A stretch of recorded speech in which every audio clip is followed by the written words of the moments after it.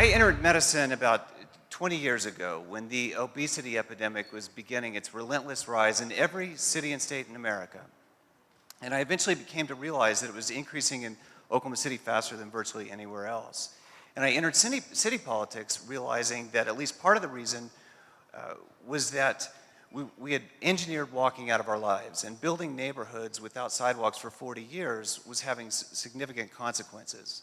The design of our built environment over the last decades is focused almost exclusively on moving as many cars as fast as we could. And by building more capacity than we needed, we made it harder for other modes of transportation like biking and walking and public transportation. It's important to remember that when you look at our cultural norms, you've got to remember some critical thinking. Future generations will look at some of what we consider to be culturally acceptable as insanity. One idea that might be challenged is the idea of spending hundreds of millions of dollars on widening streets on the periphery of the city where essentially no one lives, and making the destinations in the city so spread out that you have to drive for essentially everything that we do. The problem is there's about 100,000 people in the city who either can't afford a car or whose health doesn't allow them to drive. And when you combine that with what's arguably the worst public transit system in America, those who can't drive are being isolated. And isolation is a public health issue. We're all designed to be part of a community or herd, and those who isolate are predisposed to ailments. In nature, a predator such as a lion is always looking for prey which is isolated and separated from the community. But there's a solution. The solution is placemaking, which advocates for building public spaces in our streets in which we facilitate interaction between people with other people and walking, and thereby improve our public health. If we're going to build walkable destinations, we have to remember that what attracts people most is other people, and people don't tend to congregate in surface parking lots. So we've got to invest in infrastructure which creates place where people want to visit.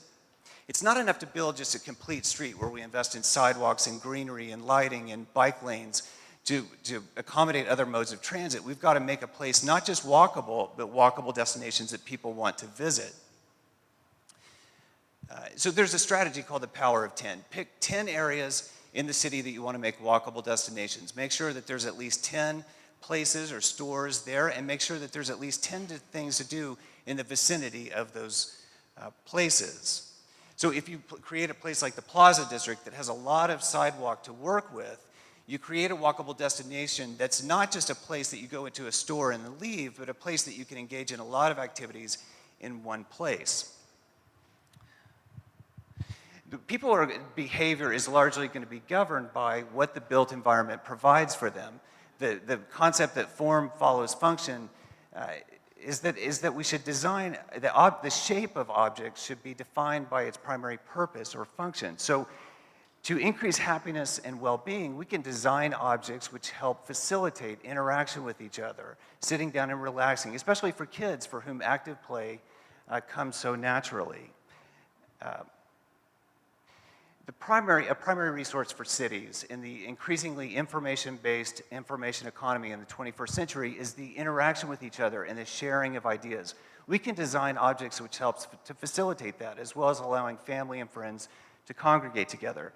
If you want to seed a place with activity, you can almost always be successful putting out food. You just want to try and not limit it to ice cream and French fries. And put people together. Don't have them sitting apart.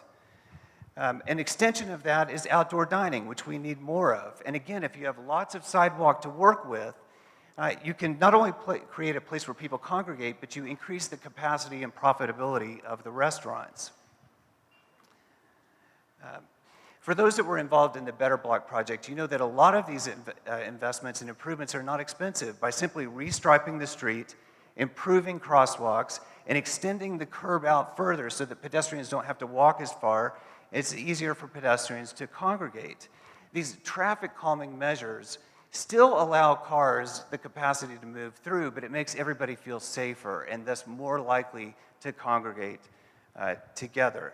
The bottom line is that we can do this. A lot of this is intuitive. We know when something doesn't look right with our built environment. We know when we're in a place that feels good. The key is to expect more from our city leadership, to maximize public collaboration, and to always elevate health and wellness as a priority in the design of our amazing city. Thank you.